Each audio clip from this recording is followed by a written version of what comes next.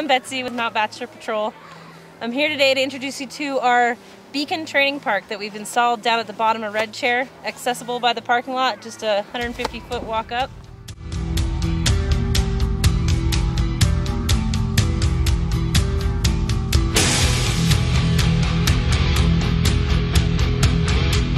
I want to talk a little bit today about safe backcountry travel and traveling in avalanche terrain. There's important components whenever traveling in the backcountry. You need to have equipment, friends, and knowledge. Equipment everybody needs to have an avalanche beacon. You need to carry a shovel, a probe, and all of that stores really nicely in a backpack.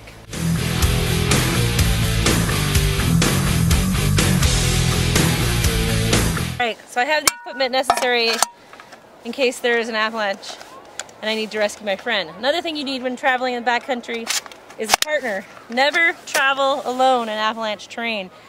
The best case scenario for saving you is your partner and your companions that are there with you. And the final thing you need is knowledge. And we've brought this here for you today to practice your skills, gain expertise in your beacon use. So what we're going to do is we're going to demonstrate a little bit about the beacon. This is the main control panel right here. We have the ability to turn on up to 4 beacons by flipping a switch. Right now I've got 4 beacons on. It's best just to start with a single burial and get your skills up to speed, and then you can practice on doubles. We also have a stick of bamboo over here with some flagging on it, and that's the start point, what we call the last point scene.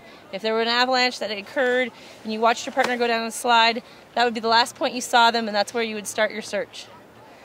Don't start your search here at the main control box. Start over here at the last point scene.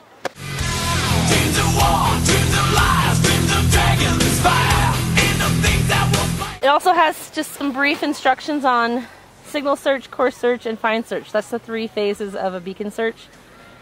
The signal search is when you're doing your zigzag, looking for a signal. Once you pick up a signal, that's the course search, and you're going to be following the induction line and following what the beacon's telling you coming in. And once you get into close range, you're going to do your find search. That's when you're on the ground and you're bracketing. And with the tracker beacon, you'll be looking for your lowest number reading. Once you've determined where you think the beacon's buried, you'll pinpoint with a probe.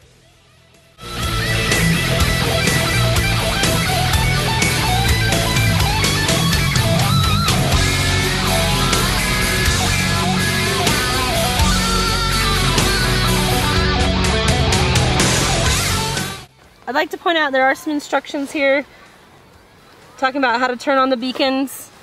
It also states that there's no beacon buried within 10 feet. That's if you get that false reading.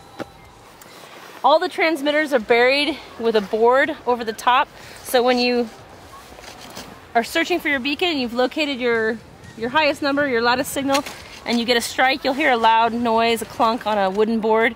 Please don't dig up the transmitters. They're there permanently buried for the rest of the season. So a couple things that we ask you guys is, like I said earlier, don't dig the beacons up, leave the transmitters there. Turn all the transmitters off when you're done, it's run off of battery power. And just close the box and secure it to keep it waterproof when you're done using it. Tell your friends, welcome, and have fun in training. For more information about avalanche safety, you can go to www.backcountryaccess.com/education. This is generally donated to us by Backcountry Access. You can also find out more information on the web at www.avalanche.org, or here in the Northwest, www.nwac.us.